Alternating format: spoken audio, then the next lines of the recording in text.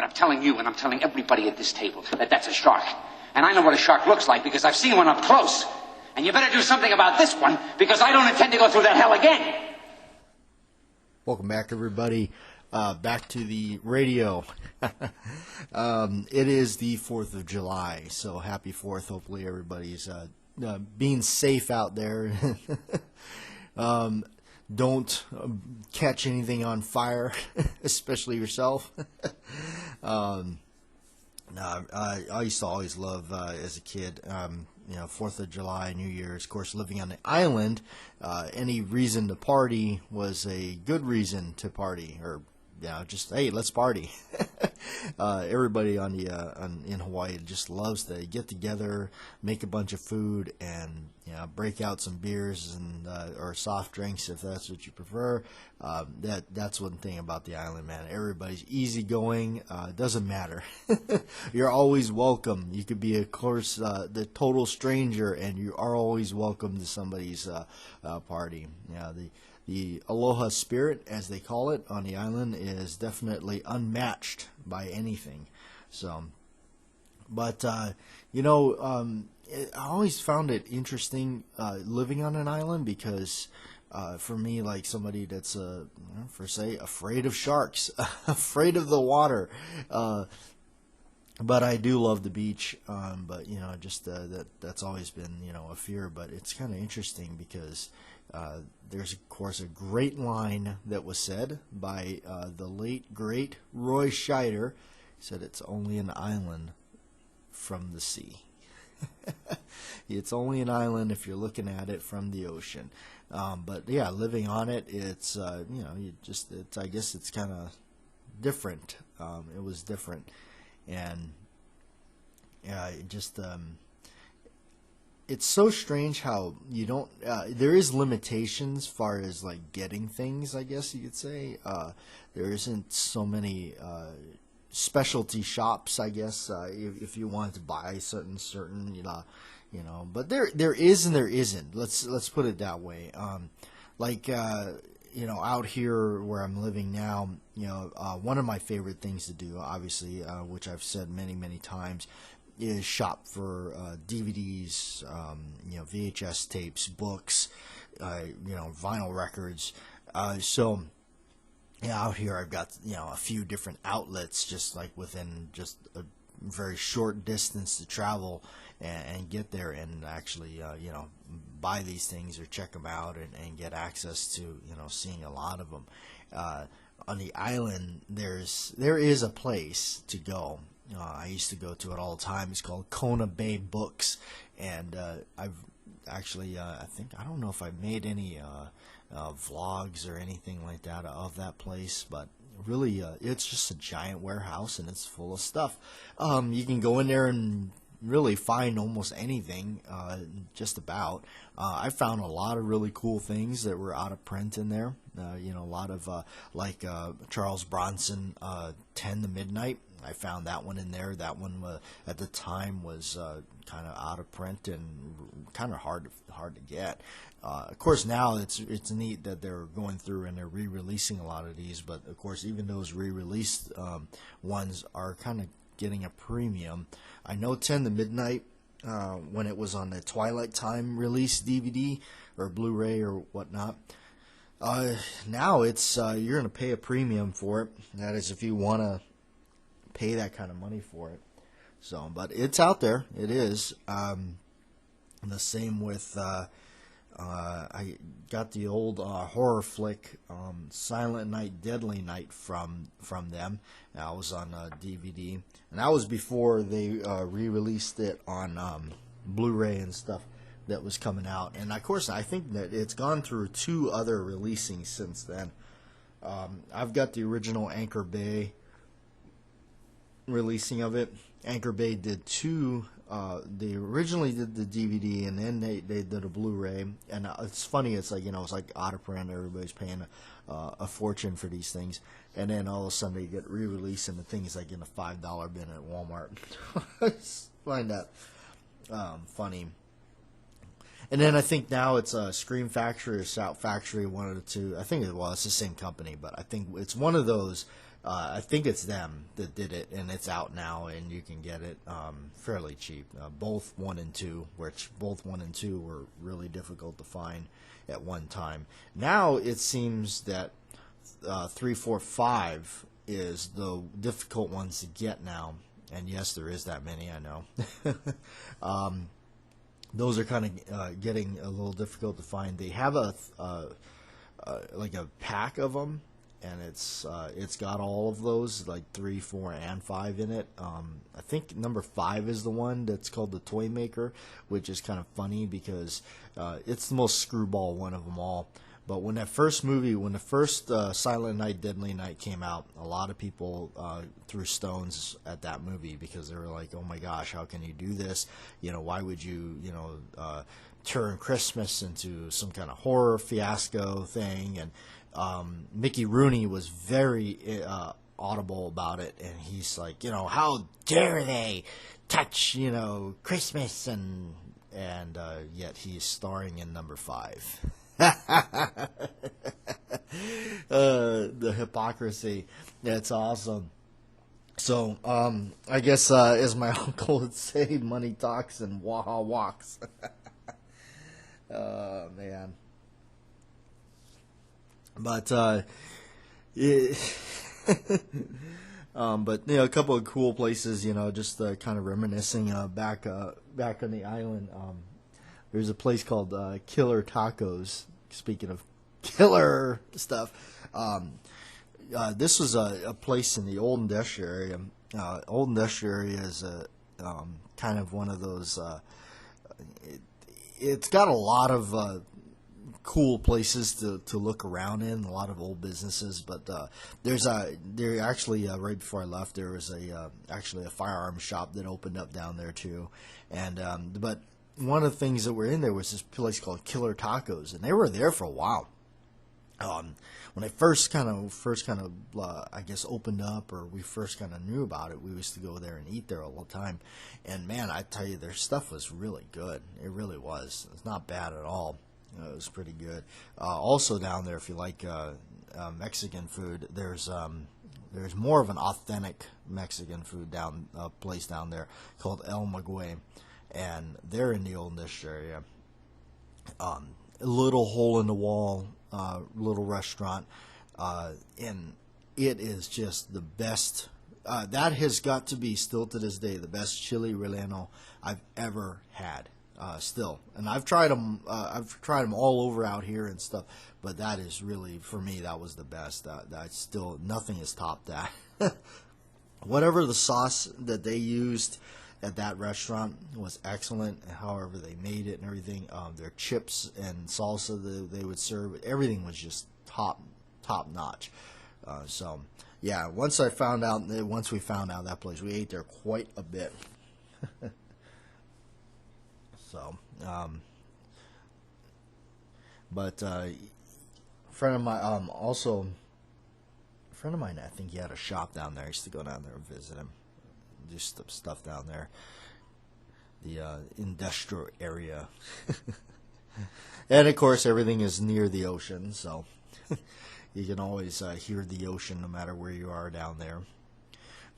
Where I worked, where my little shop was, you guys seen that in the vlogs in the early days, that was like a stone throw away from the water. Literally, you could walk down there, and there's the ocean, and the little swimming spot down at the end of the pier down there.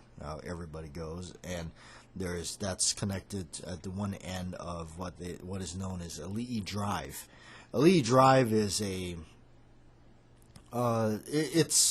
that's where you want to take a walk through. You don't exactly want to drive through it because it's not as fun.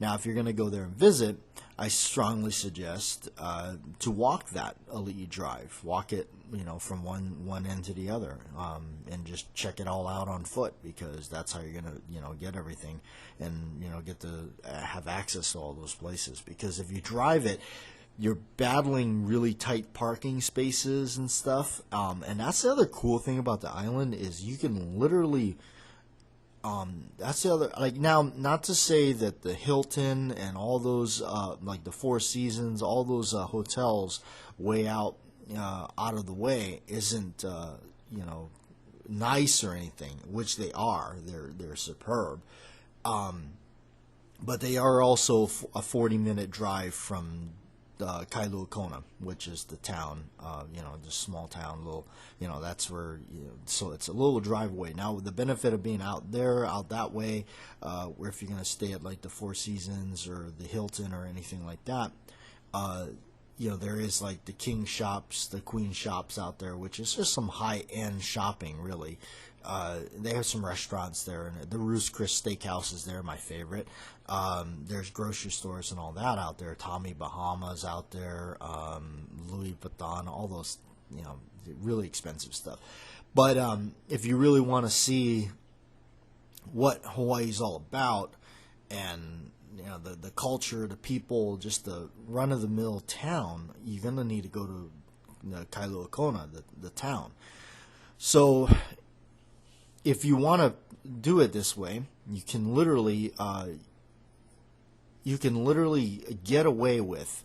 Now, you're not going to be able to go see the other things, like, drive around. I mean, I suggest if you're going that far, you definitely want to drive and go see Hilo and Waimea and all those other places. But you could do it this way.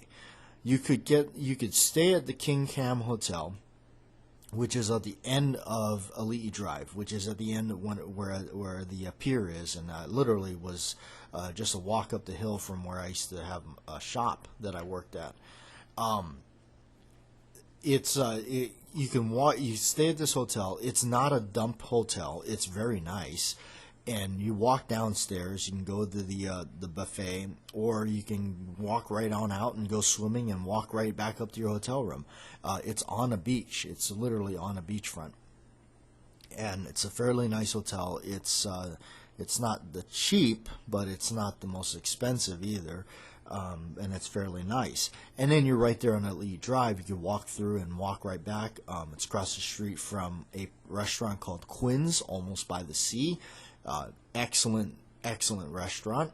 And you can, from that location, you really could, and it's not that terrible, but you literally could walk to the town, walk through the town.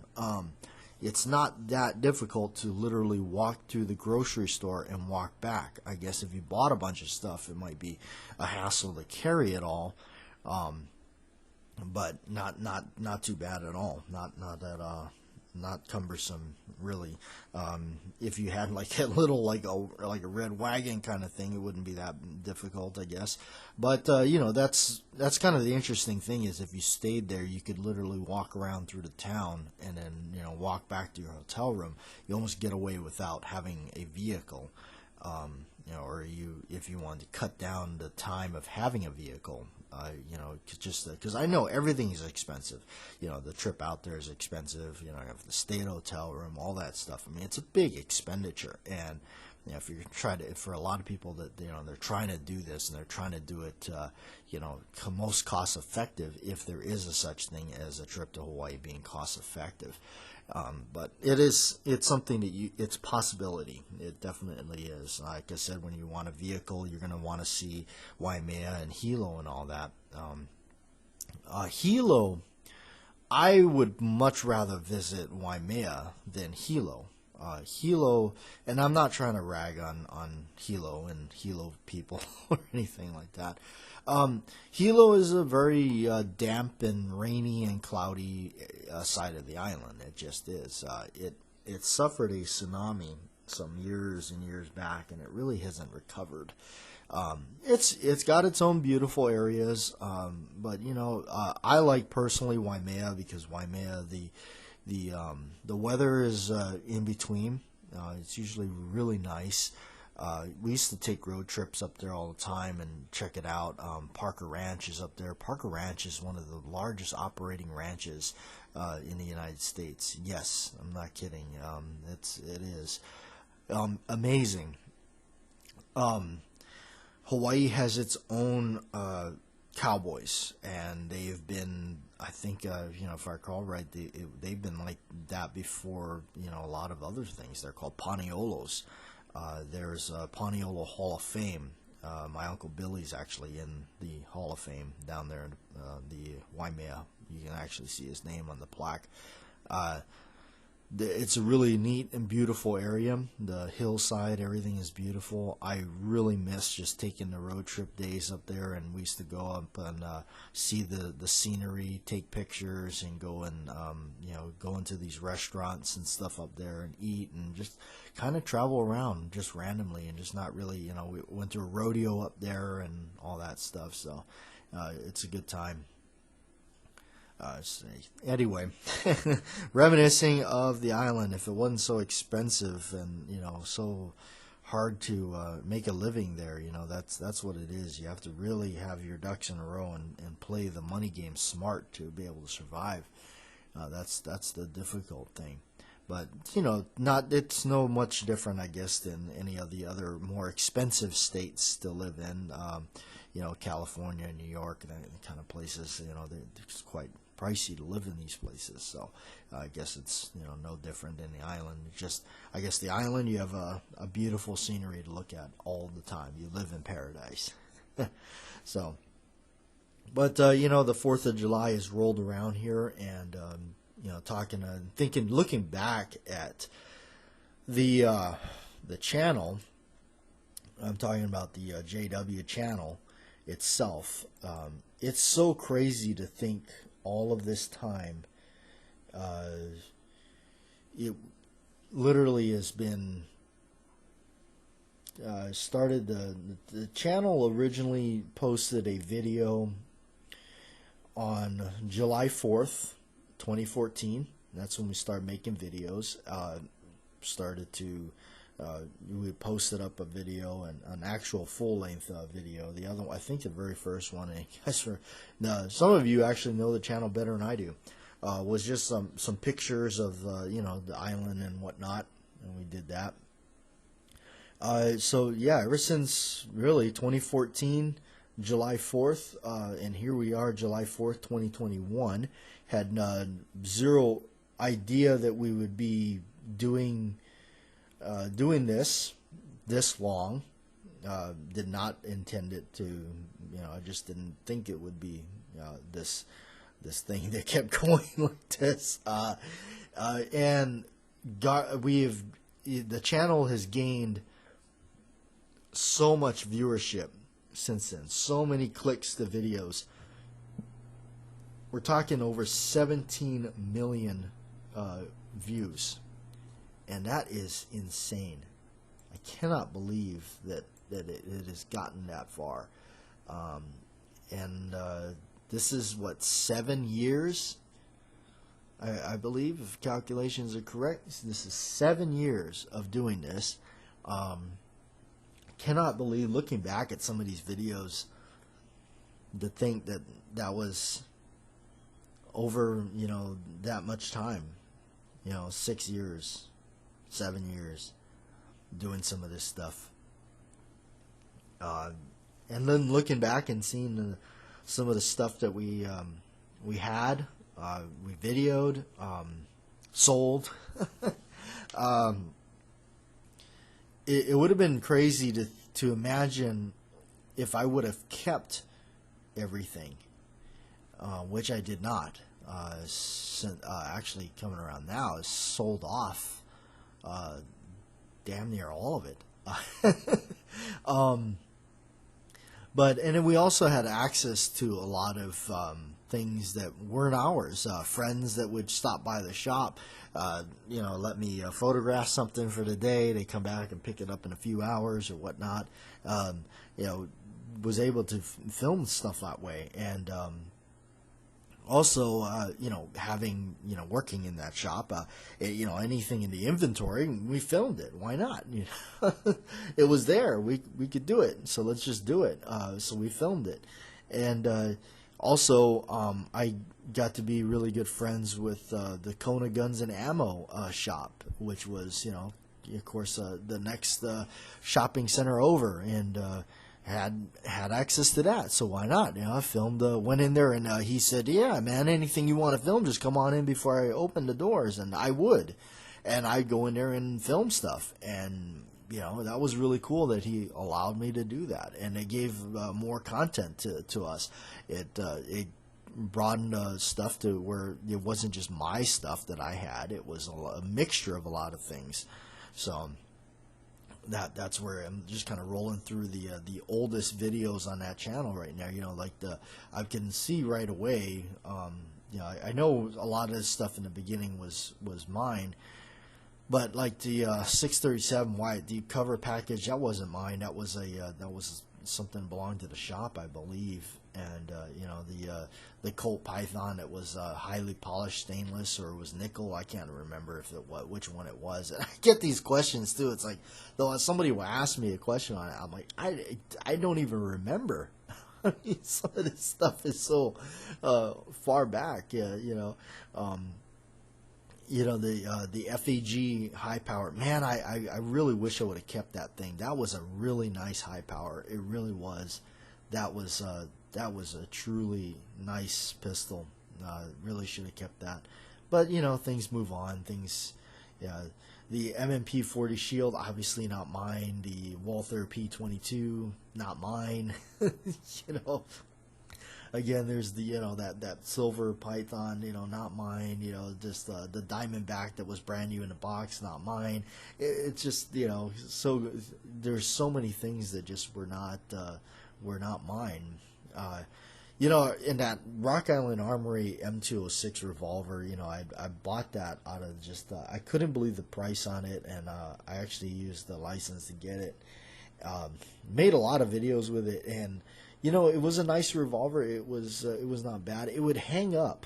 I don't know why. It would hang up. The cylinder rotation would hang up. It is now property of a movie company that uses it for film. So, it's still around. It's just not mine anymore. The Smith & Wesson 66, that stainless version of the 19, that was a buddy of mine's one. He let me use it for video's sake. That was actually where we shot the property that we shot videos on. That was his. Obviously, the 500 Magnum's not mine. Just like, I'm looking through this, and man, it's just so alarming of how many of these things were not actually mine at all. Anyway, yeah, look at this, the Regulation Police, the Glock 20, Glock 43, those were all a buddy of mine's. He used to, I think he was some kind of law enforcement or something like that. He used to drop them by. The 10 Fogilo Witness Match 45 is a good buddy of mine. He let me use that for his video. I think he transferred it into us, and I photographed it with his permission. High Points, the High Point pistol. At this point, was just filming anything really. Just the this early days of the channel, and those were all in the shop. I don't know why we had them, but we had them, and it's so funny. Is like people would comment on the video. My gosh, why would this person have like 3 or 4 of them? Because that's what we had in stock in the shop. Hilarious days, hilarious times. In the end, really, doing the whole channel and everything and sticking with it, in the end, it was not really about views or money or anything like that. It was about the fact that I got to meet a lot of cool people, a lot of people that I met in person, a lot of people I just know through comments, and you all know who you are, and I think that's the biggest reward. That was the biggest payout of it all, was to actually be in touch with certain people, and just weird how through a video or whatnot you feel like, wow, this, it's like all of a sudden you meet this person, or you get to, you see them constantly around the channel. It's interesting, and a lot of you have been with me through quite a lot of life changes, really, moving and moving from ever since I moved from the island. I am in like the 2nd or 3rd location since moving out here, so it's been rough. It's been rough, and probably fixing to move again. So within some time, it's just crazy just to think of it all. Man, I still, the crazy thing is, there's still that itch that I would like to go back, but I don't know. I don't know what things will behold. Life is certainly moving on fast, and if you don't do things and keep up with things, I mean, next thing you know it, it's too late. But boy, what a ride it's been, and I never thought that I'd be looking back at things and they become these fond memories. At the time, it was just I don't know, it was just normal. It was just like, hey, what are we gonna do? Going to the corn maze, I forget where that was. We drove all the way out there and went through the corn maze on the island. That was a lot of fun. We used to do all kinds of fun, crazy stuff. And friends that I've known from there and moved on, and things change, and we don't see each other anymore, and friends get married, and friends have kids, and it's just crazy. It really is. But now it's been a fantastic ride, and we'll see how it goes.